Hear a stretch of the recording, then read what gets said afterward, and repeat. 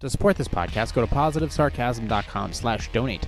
Any amount is appreciated. Once again, positivesarcasm.com/donate. Thank you and enjoy the program. Hello. Welcome to the show. The links are in the description down below. Free stocks, IRA, cash management available for the Webull app. There's a referral link. Claim up to about 15 free stocks through the Moomoo app. And then, of course, you get a reward when you sign up over at eToro.com. So if you're looking to start a few new portfolios, it doesn't take much. Simply use those affiliate links to get yourself some free coin or some free stock or a nice high APY on a savings account if you don't want to do anything with your money other than just let it build up slowly. All those options are available for you there. That is part of your financial wealth. If you're looking for something a little bit different, obviously like therapy for yourself or couples for teens. Oops, I absolutely moved the camera. Let me move that. There we go. That's a little better. I'm sorry. I should probably put my foot somewhere else. If you're looking for therapy for yourself, for couples, or for teens, there is BetterHelp.com. BetterHelp, you don't have to lock into anything. You can always choose which counselor you prefer to speak with, and go ahead and get more information. Once again, that's BetterHelp.com. There's also in the affiliate description down below, in case of emergency, break glass. So there's a Lifeline website. And then, of course, wellness guides. There's always Mel Robbins. She has her own podcast based out of, I think, New Boston, but she lives in Vermont. And then, of course, there is Dr. Jordan B. Peterson has a YouTube site. Go ahead and check out his books, Maps of Meaning, 12 Rules for Life, another 12 Rules, which I have behind me. And then, of course, he has a new book coming out called We Who Wrestle with God. He's currently on tour. Go ahead and check them out.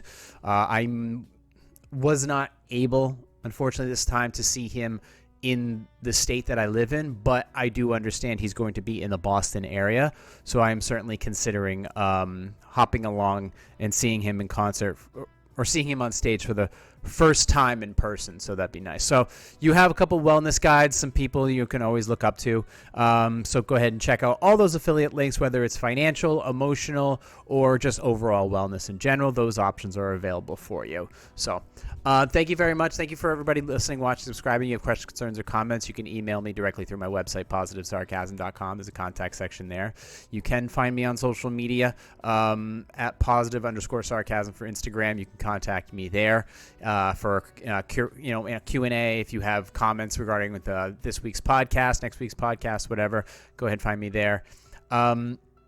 Email is positivesarcasm@outlook.com. I do check the junk mail, so nothing gets by me. And let's see. I think that's it. Oh, so I do want to start this week's episode by responding to, or not responding, but reading some comments and reacting to them. So the goal of the new format of this podcast right now is, so I don't want to be the sole voice.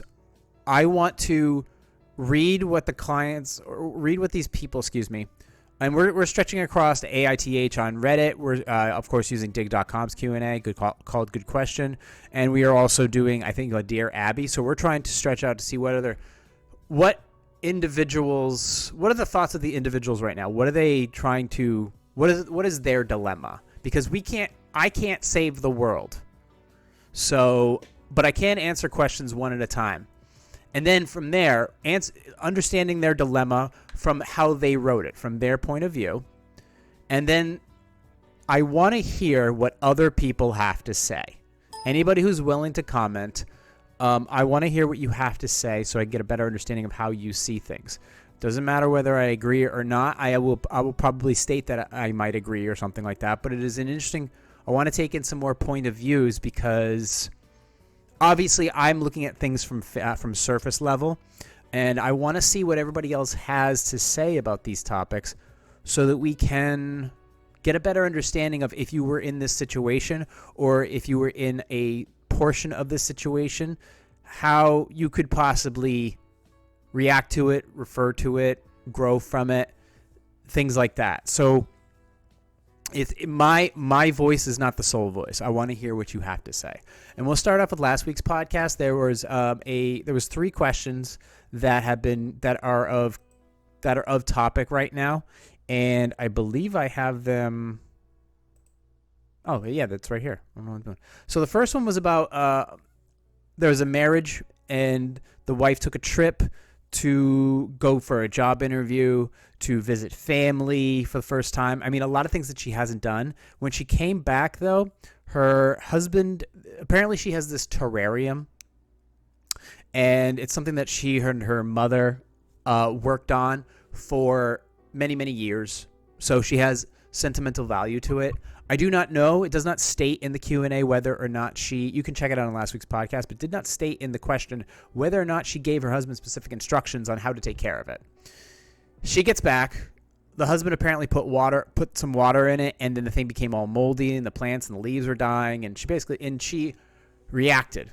She was upset, very upset.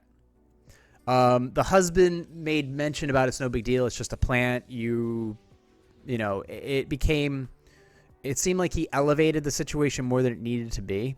And then things were mentioned about, I think you're trying to sabotage our marriage. And then he decided to sleep in a separate room. And from there, they haven't been speaking. So it's terrible. Terrible situation. I do not agree with how the husband handled it. I don't, because a lot of things he said were not helpful. So from what I read, from what the wife claims, what the husband says was, in my opinion, not helpful, destructive, narcissistic, belittling, and now avoidant. Not good if you're in a relationship, a marriage, a family, friendship, nothing. It's never going to help. However, the response in the comment was this, that her trip, him watering, not watering, instructions, her wanting to fix it. Oh, there's another thing. She canceled their anniversary trip because she wanted to take time. She claimed she wanted to take time to repair the plants and stuff, and he blew up. And then that's when he stopped talking to her. That's when he started sleeping in a different bedroom. Because one of the things she claims is she wanted to take time to repair the terrarium. Okay. Understandable. And then he blew up. Now, the comment is as follows. Her trip, him watering or not watering, and the instructions on how to take care of the plant, her wanting to fix the plant, are all irrelevant points in the story, according to the comment. A lot of the, quote, he said, she said, is mostly irrelevant because it's one-sided, and if what he is saying doesn't make sense, it's because she's not telling you what she said in that argument.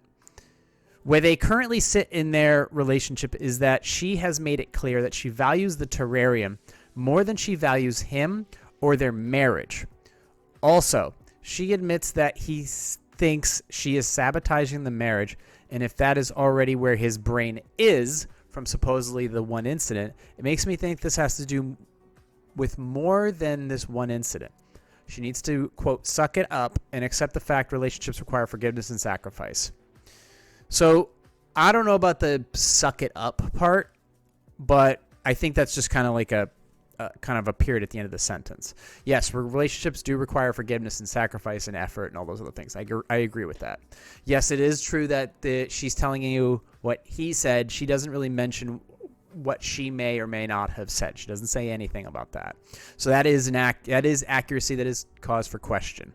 Where they currently sit in the relationship. So this thing right here about sabotaging the marriage and where his brain is makes me think that this has to do with more than one incident.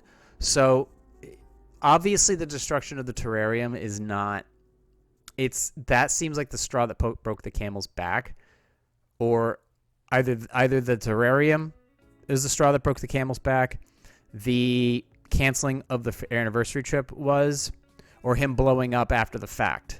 So that one of those things, or a combination of those things, seem to be the deciding factor in why they're not talking and things like that. But it seems like there was a buildup to this. It seems like there was a lot of things that maybe weren't going right, and they weren't addressed, or they were squashed, or somebody was censored in the relationship. And it seems at this point, the terrarium can be fixed. The relationship can be fixed as well. However, I think an intermediary needs to get involved at this point. So it's clear that they're not communicating well with one another. That's obvious. Okay. I'm not going to assign fault here. I do not like I do not like the things that the husband said. I don't think I think they're extremely counterproductive. I do not like that he blew up. I do not like that he decided to not talk to his wife.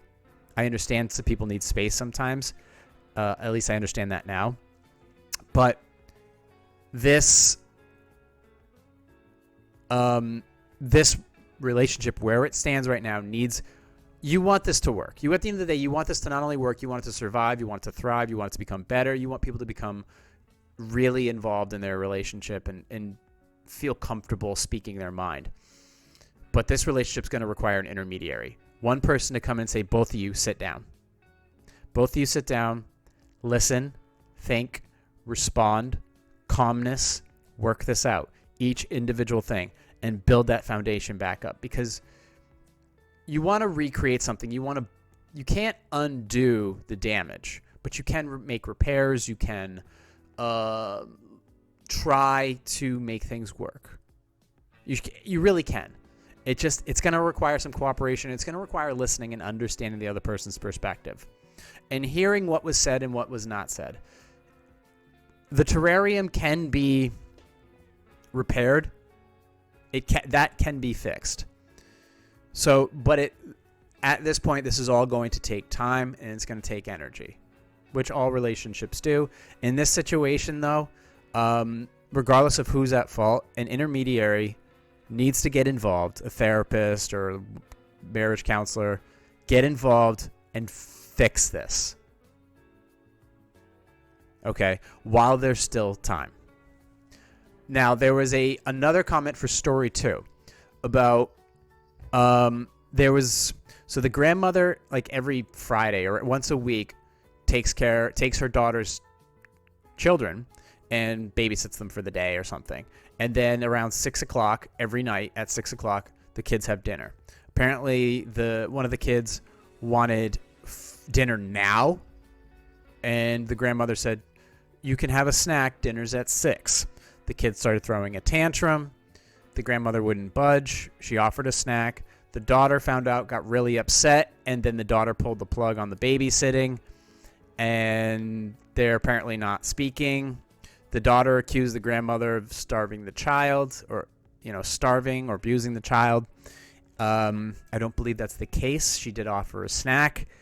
Obviously, there is graciousness with offering to babysit a child. It's a huge responsibility.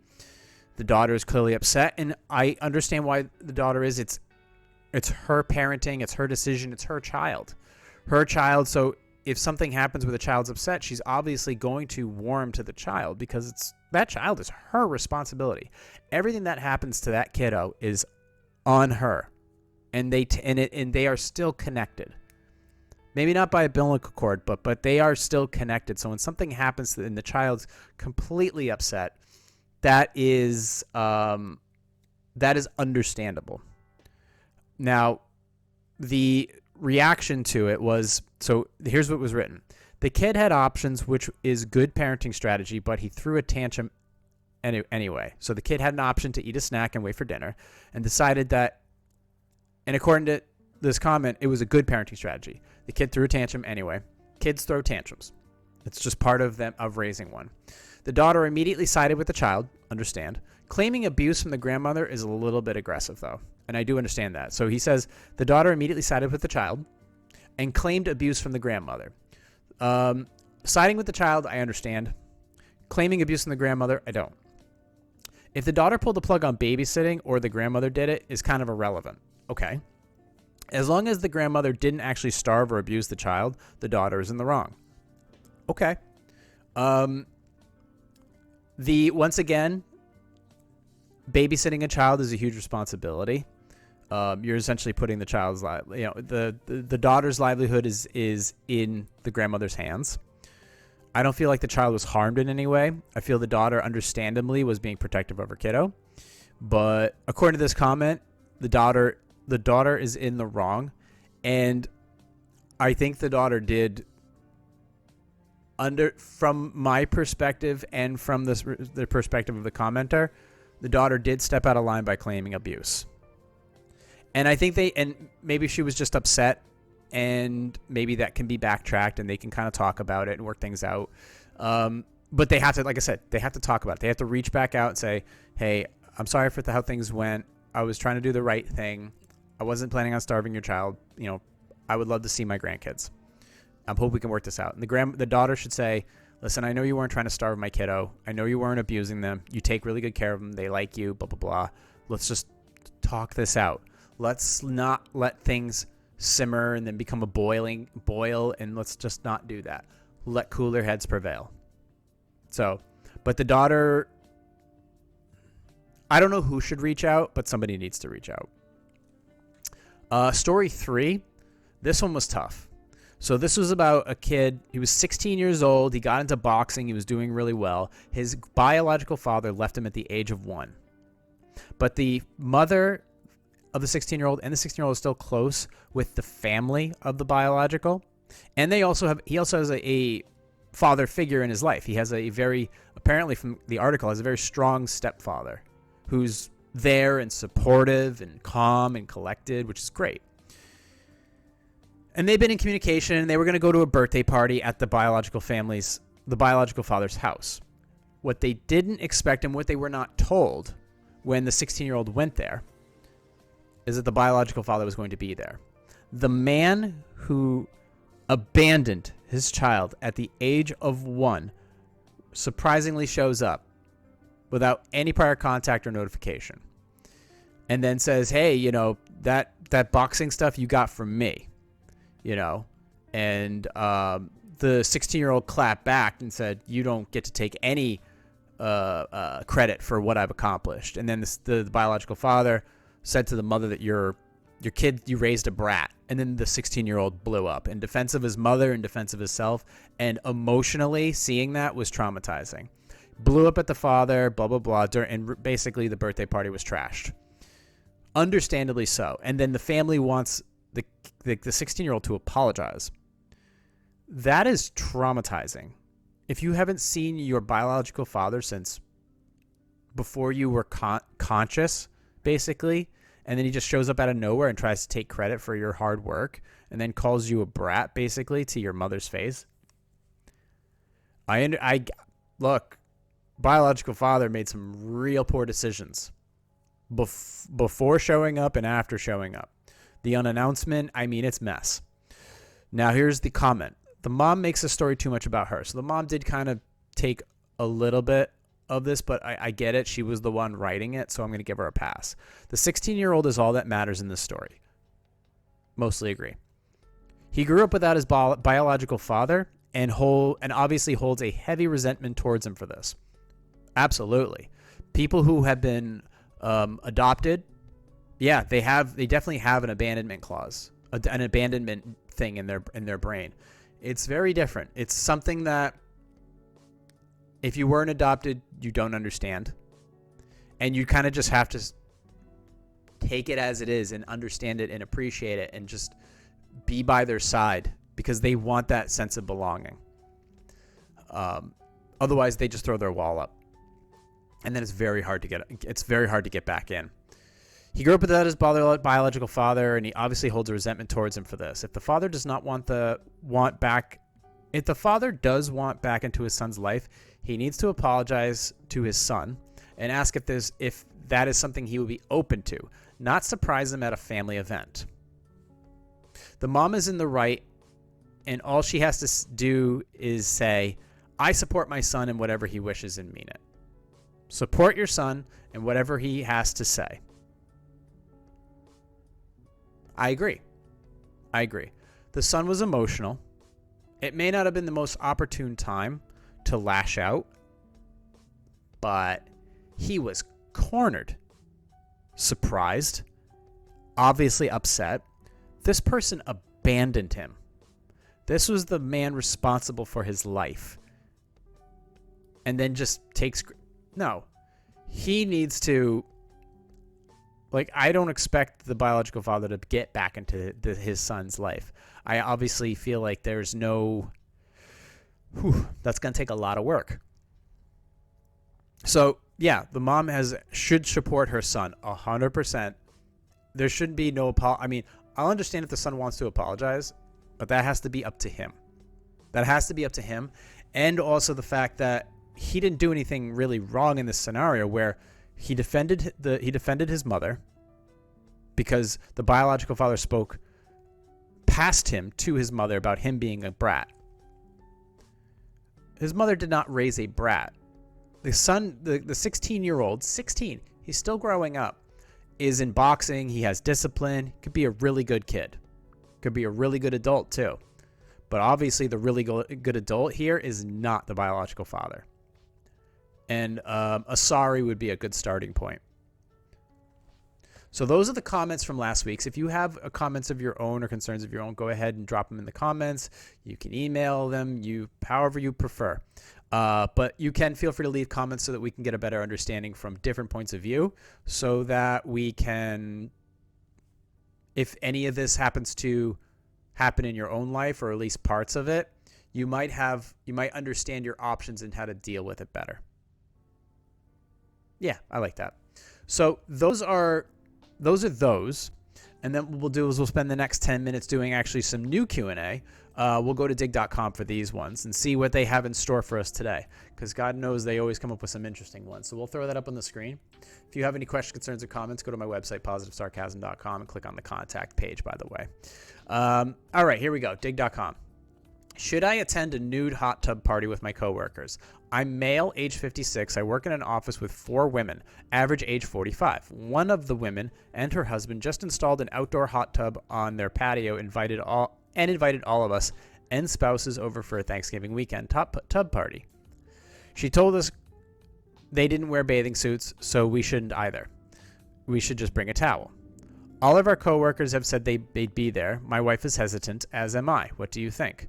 I wouldn't go. That sounds like a textbook swingers party.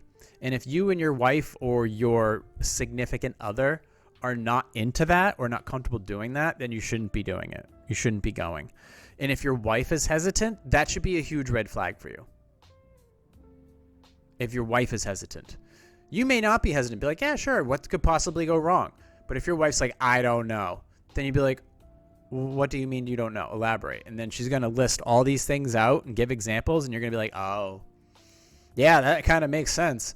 So me personally, I wouldn't go whether I was married or not.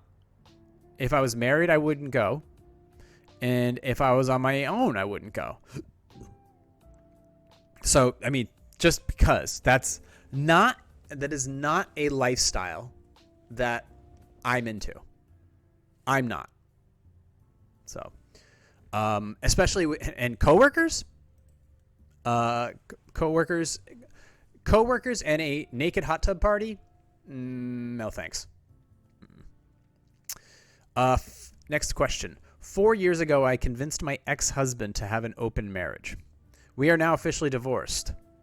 Before we started the open marriage, I promised my ex we can start a family after we gave it a try. I still want to keep my promise and give him 4 children. That was the number I wanted. That was the number he wanted. I wanted 2, but I'm open to whatever he wants. I'm 34 and I want to do this as soon as possible now that he is single. I know he can find someone else, but I fear it will take him a lot longer finding anyone than just trying with me. I know he will be the best dad in the world and he deserves to have children of his own. I know with some certainty that he still wants to have children with me, but he is deeply hurt for what I dragged him through. I don't want to come off as if I'm manipulating him again. I don't blame him, but I can't wait for him to come around. I also plan to give up all parental rights to our children. If my ex wants me to have no part in the children's lives, I will stay away. If he wants me to pay child support, I'll gladly do it. I need help to convince him to put up with me for another 4 more years and be by my side during the pregnancy. The tricky part is I'm still in a polyamory lifestyle. I know he still wants to have children with me, but he'll never ask me. And in his mind, it's probably too soon to be bringing up such a crazy idea. I know this plan sounds very selfish of me, and it may seem like another attempt to manipulate him or keep him in my life. I genuinely do want to give my ex-husband children. Doing this for my ex is very important to me. I want to make amends for being a terrible wife and ruining our marriage by giving him the only thing I can give him and the only thing he may still want from me. Failure to do this will leave it with a rot in my soul for the rest of my life. Boy. All right. You want to give him children. You obviously care about him, but you still want to be in this poly lifestyle. It's not going to work. It's not going to work. If you truly want to have children with this man, you need to end that lifestyle. Don't care how. It has to end. Now, you can do what you want. But is that healthy for the children that's what you're into? Is it healthy for your husband, your ex-husband? Is it healthy for your ex-husband that you want to offer such a thing but still want to be in the poly lifestyle? If you want to do what you want to do, then you do you. Great. But you can't talk to your ex-husband anymore. You can't. You're obviously still talking to him. You're obviously, because of all of these things. You guys are still talking. I think this one's kind of pretty black and white. But that's why we have opinions here. That's why we have a comment section. You quit the polyamory lifestyle, and you see if you can rekindle a relationship with your husband, and only then, if it is rekindled, talking about possibly children. But if you're going to continue down the polyamory path, it's not going to work. It's only going to hurt him. And it's only, in the end, it's going to hurt you as well. It's only going to make things worse. Unfortunately, a polyamory is the sacrifice. You're going to have to give that up. You're going to have to give that up if you want to offer him 4 children and offer that support. Because obviously, from what you're telling me, you love him, but you're still into this lifestyle that's, quite frankly, was the downfall of your marriage. So, I'm sorry, you got to give it up. Let's do one more. Here's a rather odd situation, and I wonder if I'm overreacting. Upon delivering my 4-year-old to daycare this morning, I noticed, wedged between the hamster cage and the Play-Doh station, a real human skull and a real human thigh bone. Upon closer examination, it was evident that these were not lab specimens because they were actually dirty. Upon questioning the teacher, she confirmed that indeed they were dug up. A child's parent was a doctor, and these were from his private collection, and that, yes, he had, quote, dug them up himself. The kind doctor had brought in them for show and tell, and that he had left them for the kids, the 4-year-olds, to play with. I was horrified, and I can think of a number of medical, health, ethical, legal, and religious reasons why it's not a good idea to have 4-year-olds playing with human remains. I telephoned the director of the school, and she, quite frankly, couldn't understand my concerns. Only after I called the police and the medical examiner's office did she reluctantly take them out of the kids' classroom. Am I the only one who thinks that these are inappropriate toys? That is some poor decision making coming out of a daycare.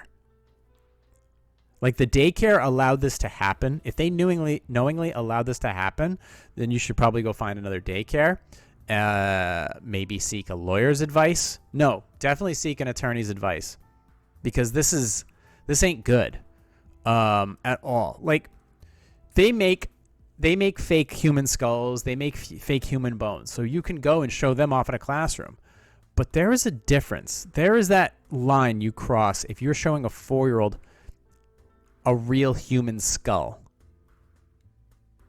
It's like, if you ever watch the movie The Godfather, there's a scene where it's because of the comment, I'm going to make him an offer he can't refuse. That is referring to the director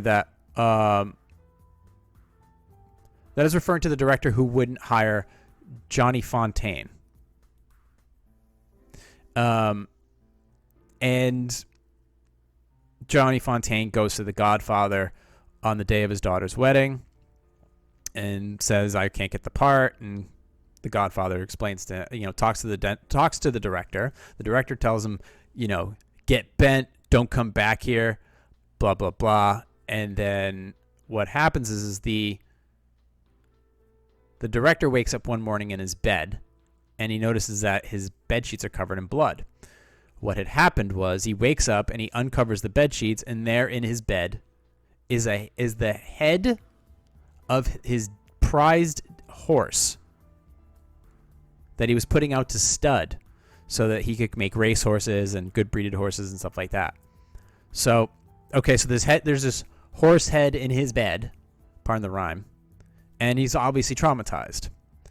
Here's the weird thing, though. When you look up the history of that scene, that was not a prop. That horse was not a prop. That was a real horse head in that man's bedroom. That's the difference. When you see it, when you actually see it, you watch the movie and you go, it's just a prop, it's not real. It's like, no, that's real. That's a real horse. It wasn't killed for the sake of the movie, though. It was killed because I believe it was, they make horse meat down in Mexico and stuff like that. So obviously that horse head back in the time, in the 70s, was available. So they could just use that as a prop. Now, I don't think that's allowed. The movie industry does not allow for such things to be used. And it feels real because it was real. So there is a difference if you put a human skull, if you put a prop skull in a 4-year-old's hands, and then you put instead a real skull in a 4-year-old's hands. That crosses a line that can traumatize anybody. Maybe the 4-year-old doesn't realize it now, but that's a lot to take in. Like this skull belonged to somebody. And that kind of changes your perspective on things. But legally, I don't know if that's a good idea. Legally, I don't think that was a good idea by the doctor. Quite frankly, ethics-wise, probably not the smartest idea. And I think you should just go seek an attorney's advice and immediately go get a new daycare, because what authority does a doctor have to just go and dig up the carcass of a human? That's out of control. That's not ethical. That's not ethical at all. That's not a smart thing to do. You're bringing them to a 4. I mean, there's so much I feel that is wrong with that decision to do that. I mean, I could see the daycare getting sued. I could see the doctor getting sued. I could see people getting arrested.